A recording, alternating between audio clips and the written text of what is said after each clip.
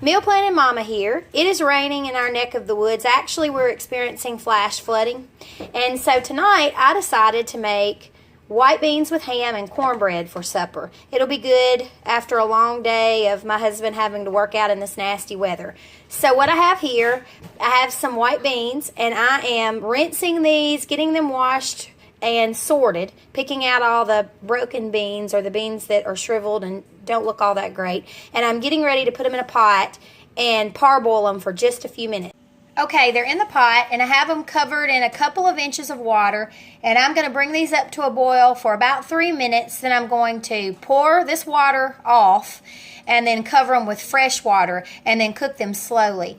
Sometimes if I remember, I will soak these overnight, but I did not remember to do that last night because I wasn't sure that this is what I wanted to fix for supper today. So I'm just doing this quick parboil method. So they're in the pot, they're covered in a couple of inches of water, and I'm going to bring them up to a boil. The beans have been parboiled, and I drained them and rinsed them, and I've put them back in the pot and covered them with more fresh water. And now I'm getting ready to add the ham in. Okay, the ham is in the pot. I actually had to change pots because I had way more ham than I thought, which is going to be a good thing because it's going to make these extra meaty. But it's all in there, and now I'm going to add some Himalayan salt and some pepper to the pot.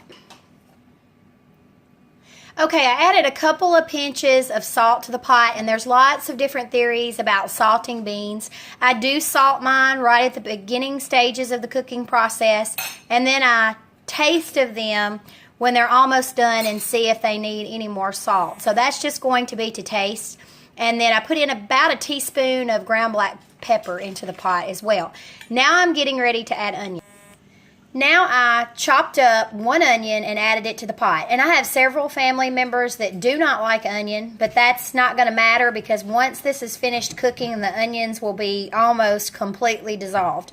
It will just give it the onion flavor, but you will not be able to tell that there were any onions actually in the dish. So you won't get the consistency of chunky onions in these beans. So that's what it looks like. I'm going to give it a stir. It's on medium heat right now. I'm going to let it get up to another rolling boil, and then I'm going to turn it down on low, and I'm going to check them in a couple of hours. When you're cooking beans, too, I want to add, make sure you check it often because you don't want your beans to, you don't want all the water to evaporate and them to run dry. So you might have to, you probably will have to add water to the pot throughout the cooking process. So just keep an eye on them. Okay, the beans are all done. And this is what they look like when they're all finished up. And we like our beans with plenty of juice because we like to serve it over crumbled cornbread.